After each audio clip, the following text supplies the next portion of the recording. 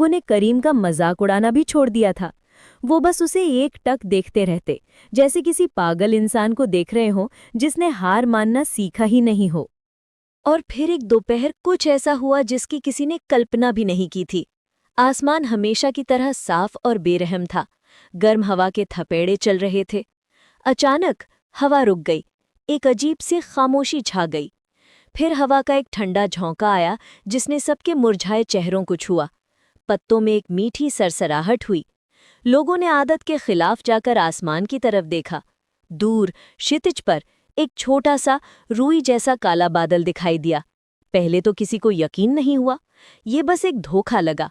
पर वो बादल धीरे धीरे बड़ा होता गया और बड़ा, और देखते ही देखते उसने पूरे आसमान को अपनी काली चादर में ढक लिया।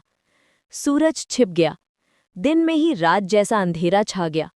और फिर बिजली की एक तेज गड़गड़ाहट हुई और वो पहली बूंद गिरी, ठीक करीम के सूखे गाल पर। उसने आंखें बंद कर लीं और उस बूंद को महसूस किया। और फिर एक के बाद एक बूंदें बरसने लगीं, झमाझम बारिश। वो बारिश नहीं थी, वो आसमान से बरसती रहमत थी। गांव के लोग खुशी से चिल्लाने लगे। बच्चे घरों से बाहर निकलकर नाचने लगे। हर कोई उस पल को जी लेना चाहता था।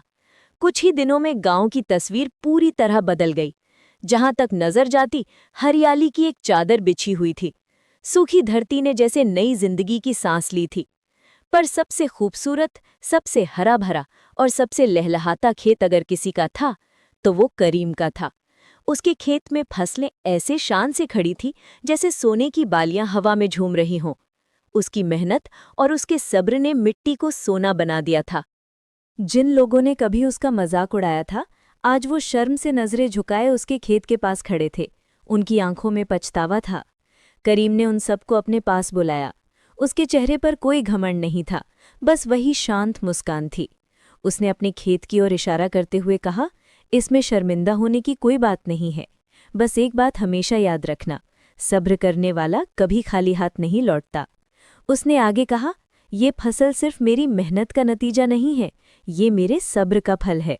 मुश्किल वक्त में घबराने के बजाय सब्र और मेहनत करें, क्योंकि सब्र का फल सचमुच बहुत मीठा होता है। उस दिन गांव वालों ने सिर्फ फसल उगाना नहीं सीखा, बल्कि जिंदगी का सबसे बड़ा सबक सीखा था। तो ये थी करीम की कहानी। एक कहानी जो हमें सिखाती है कि विश्वास और मेहनत का रास्ता कभी खाली नहीं जाता। और हाँ, एक बात और, हम इतनी मेहनत से वीडियो बनाते हैं लेकिन कोई लाइक नहीं करते हैं। चैनल को सब्सक्राइब ज़रूर करें। आपका एक सब्सक्राइब हमें और भी अच्छी कहानियाँ आप तक पहुँचाने की हिम्मत देता है। धन्यवाद।